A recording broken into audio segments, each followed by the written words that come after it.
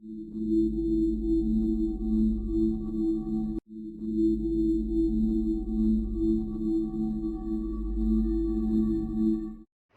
Students, welcome to my YouTube channel learners destination. आज हम पढ़ेंगे कंटिन्यूटी एट अ पॉइंट के बारे में और एट अ इंटरवल के बारे में। हमने चैप्टर 5 कल स्टार्ट किया था। अगर अभी तक आपने वो वीडियो नहीं देखी तो पहले वो वीडियो देखिए। अगर इस चैनल पर नए हैं तो चैनल को सब्सक्राइब कीजिएगा ताकि आपको टाइम टू टाइम नोटिफिकेशंस मिलती रहे इस तरीके की वीडियोस के लिए। तो चलिए पहले क्विक रिवीजन कर लेते हैं जो हमने कल पढ़ा था, उसके बाद जो आगे आने वाला टॉपिक है वो स्टडी करेंगे अच्छे से। ठीक है, तो पहले टॉपिक के बारे में जो हमने कल पढ़ा था वो क्या था? Continuity at a point. कल मैंने डिस्कस किया था कि लिमिट क्या होती है और लिमिट और कंटिन्यूटी कैसे एक दूसरे से इंटरलिंक्ड है। ये चीजें हमने कल पढ़ी थी। रिवीजन के लिए फिर से बता देती हूँ, कंटिन्यूटी एट ए पॉइंट क्या होती है? अगर f हमारा कोई भी रियल वैल्यूड फंक्शन है, then limit x tends to c, f of x की वैल्यू अगर f ऑफ c के इक्वल आ जाती है तो हम बोलेंगे function is continuous at point c। c हमने कोई भी जनरल पॉइंट कंसिडर किया तो हम बोलेंगे कि फंक्शन क्या है, इस पॉइंट c के लिए क्या है? कॉन्टिन्यूअस है। अगर ये तो हुआ कब? जब अगर कॉन्टिन्यूअस है। अगर फंक्शन कॉन्टिन्यूअस नहीं है तो हम उसे क्या बोलेंगे? Discontinuous at that point.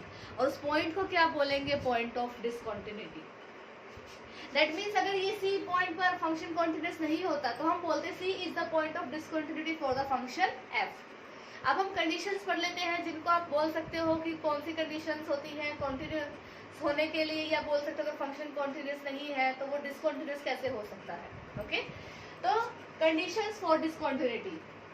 अगर आपकी लेफ्ट हैंड लिमिट और राइट हैंड लिमिट तो मान लो एग्जिस्ट कर रही है लेकिन उनकी वैल्यूज इक्वल नहीं है तो भी हमारा फंक्शन क्या होगा? डिसकॉन्टिन्यूअस होगा। लेफ्ट हैंड लिमिट और right hand limit does not exist है। सेकंड कंडीशन क्या है कि या तो हमारी लेफ्ट हैंड लिमिट एग्जिस्ट लग रही है या हमारी राइट हैंड लिमिट एग्जिस्ट लग रही है, कोई भी एक लिमिट हमारी एग्जिस्ट ही ना कर रही हो। तीसरा, वो दोनों एग्जिस्ट भी कर रही है, उनकी वैल्यू भी इक्वल है लेकिन उनकी वैल्यू फंक्शन की वैल्यू के इक्वल नहीं है तो भी हमारा फंक्शन कैसा होगा? डिसकंटिन्यूअस होगा। फोर्थ कंडीशन क्या है? लेफ्ट हैंड लिमिट और राइट हैंड लिमिट दोनों एग्जिस्ट कर रही है लेकिन f ऑफ c ही हमारा एग्जिस्ट नहीं कर रहा उस पॉइंट के लिए। मान लो मैंने किसी भी जनरल पॉइंट के लिए बात कर ली, a पॉइंट लिया मैंने, उस पॉइंट पर मेरी लेफ्ट हैंड लिमिट भी एग्जिस्ट कर गई, मेरी राइट हैंड लिमिट भी एग्जिस्ट कर गई, लेकिन मेरा फंक्शन इस तरीके से डिफाइन है कि मैं वो पॉइंट अगर उस फंक्शन में पुट करती हूँ तो क्या आ जाता है? वो इनफाइनाइट बन जाता है। वो हमारा फंक्शन क्या बन जाता है? उस पॉइंट पे नॉट डिफाइंड बन जाता है। दैट मीन्स हमारा फंक्शन की वैल्यू ही एग्जिस्ट ना करे। तो ये चार कंडीशंस है, अगर ये फुलफिल हो जाती है तो फंक्शन क्या है? डिसकंटिन्यूअस है। अगर मान लो left hand limit right hand limit के इक्वल हो जाए, इक्वल्स टू फंक्शन की वैल्यू के इक्वल हो जाए तो फंक्शन क्या होगा? कॉन्टिन्यूअस।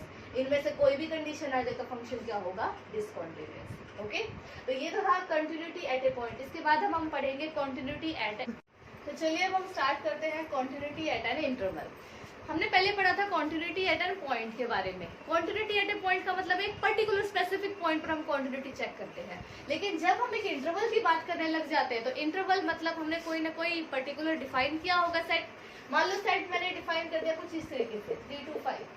ये कैसा इंटरवल है? क्लोज्ड इंटरवल है या ओपन इंटरवल है? क्लोज्ड इंटरवल है। क्लोज्ड इंटरवल का मतलब क्या होता है कि इसमें 3 और 5 के बीच के जितने पॉइंट्स है वो भी इंक्लूडेड है और साथ ही साथ 3 और 5 भी इंक्लूडेड है। अगर मैं लूंगी ओपन इंटरवल, दैट मीन्स हम क्या चेक करेंगे? सिर्फ 3 to 5 के बीच के पॉइंट से, 3 और 5 उसमें इंक्लूड नहीं होंगे। तो चलिए हम डिस्कस करते हैं continuity of a closed interval के बारे में। सबसे पहले let f be a real valued function defined on interval a b, then function is continuous if कि हमने मान लिया है हमारा कोई भी रियल वैल्यूड फंक्शन है। किसके ऊपर डिफाइन कर रखा है हमने? क्लोज इंटरवल ए बी के ऊपर डिफाइन कर रखा है। क्लोज इंटरवल मतलब ए और बी इंक्लूडेड है, हम उन पर भी कॉन्टिन्यूटी चेक करेंगे। Then function is continuous if, function हमारा कॉन्टिन्यूअस कब होगा? जब वो ये तीनों कंडीशंस को फुलफिल करता होगा। पहली कंडीशन क्या है?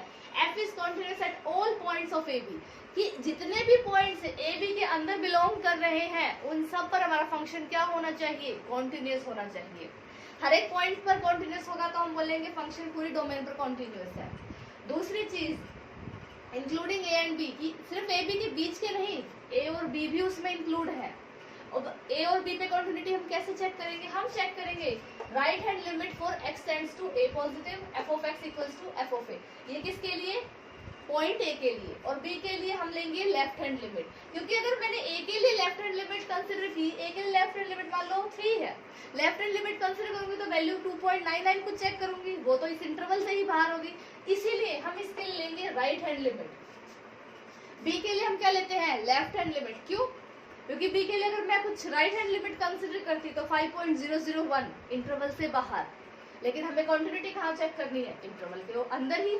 तो इसीलिए हम जो हमारे एक्सटीरियर पॉइंट्स हैं, जो हमारा फर्स्ट पॉइंट है ए, उसके लिए हम चेक करेंगे राइट हैंड लिमिट, और जो हमारा बी पॉइंट है उसके लिए हम चेक करेंगे लेफ्ट हैंड लिमिट। तो हमारी क्या कंडीशंस हुई, हमारी कंडीशंस हुई कि सभी पॉइंट्स पर सबसे पहले तो कॉन्टिन्यूस होना चाहिए, उसके अंदर हमारा ए बी भी इंक्लूडेड है। सेकेंड कंडीशन, हमारा जो पॉइंट ए है उसके लिए हम चेक करेंगे राइट हैंड लिमिट, हमारा जो पॉइंट बी है उसके लिए हम चेक करेंगे लेफ्ट हैंड लिमिट। अगर ये तीनों कंडीशंस फुलफिल हो जाती है तो हम बोलेंगे फंक्शन हमारा इस इंटरवल के लिए क्या है, कॉन्टिन्यूअस है।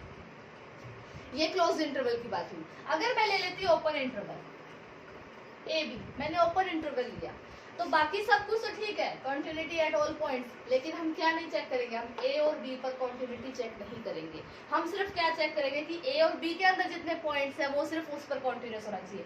हम चाहे वो ए और बी पे कंटिन्यूस हो या नहीं हो, अगर वो बीच के पॉइंट्स पर कंटिन्यूस है तो हम बोल देंगे function is continuous on this open interval A B.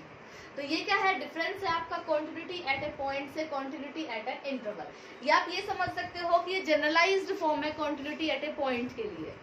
Point पे हम चेक करते हैं एक स्पेसिफिक पॉइंट, इंटरवल की बात हम कर लेते हैं तो हो जाता है ग्रुप ऑफ पॉइंट्स पर, जहां हम चेक करते हैं कि हमारा फंक्शन कॉन्टिन्यूस है या नहीं है। ओके, अब हम पढ़ेंगे इसके अलजेब्रा के बारे में। चलिए अब हम पढ़ते हैं एवरीवेयर कॉन्टिन्यूस फंक्शन के बारे में। एवरीवेयर कॉन्टिन्यूस फंक्शन का मतलब होता है कि जो फंक्शन हर एक जगह कॉन्टिन्यूस हो उसको हम बोलेंगे एवरीवेयर कॉन्टिन्यूस फंक्शन। अगर डेफिनेशन की बात करें तो क्या बोला जाएगा, let F be a real valued function if it is continuous at every point of interval। क्या लिया हमने, माइनस इंफिनिटी टू इंफिनिटी लिया, then function is termed as everywhere continuous function। इसका मतलब अगर हमने इंटरवल कंसिडर किया है माइनस इंफिनिटी टू इंफिनिटी, ये इंटरवल हमने कंसिडर किया, अगर इसके हर एक पॉइंट पर हमारा फंक्शन क्या है, कॉन्टिन्यूस है, तो हम बोलेंगे हमारा फंक्शन क्या है, एवरीवेयर कॉन्टिन्यूस फंक्शन है। ओके, तो ये किसका है, ये हमारा कॉन्टिन्यूटी एट एन इंटरवल की भी जनरलाइज फॉर्म हो गई कि ये हर एक जगह कॉन्टिन्यूस है फंक्शन। अगर ये इस इंटरवल के हर एक पॉइंट पर कॉन्टिन्यूस है तो हम इस फंक्शन को बोलेंगे एवरीवेयर कॉन्टिन्यूस फंक्शन। तो आज हमने किस किस के बारे में पढ़ा, हमने सबसे पहले हमारा जो हमने कल वीडियो में डिस्कस किया था कॉन्टिन्यूटी एट ए पॉइंट के बारे में दोबारा से रिवाइज किया। कॉन्टिन्यूट नहीं है तो फंक्शन क्या है, डिसकॉन्टिन्यूअस है। डिसकॉन्टिन्यूटी के लिए हमारी कौन कौन सी कंडीशंस होती है, हमने वो कंडीशंस पढ़ी। उसके बाद हमने पढ़ा कॉन्टिन्यूटी ऑफ एन इंटरवल कि इंटरवल पे हमारा फंक्शन कॉन्टिन्यूअस कब होगा।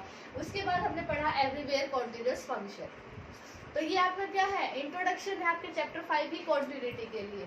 कल हम इसके बारे में इससे आगे पढ़ेंगे, यहाँ तक अच्छे से पढ़िएगा। अगर कोई डाउट हो तो डाउट कमेंट सेक्शन में मुझे बताइएगा, और अपना और अपनी फैमिली का ध्यान रखिएगा।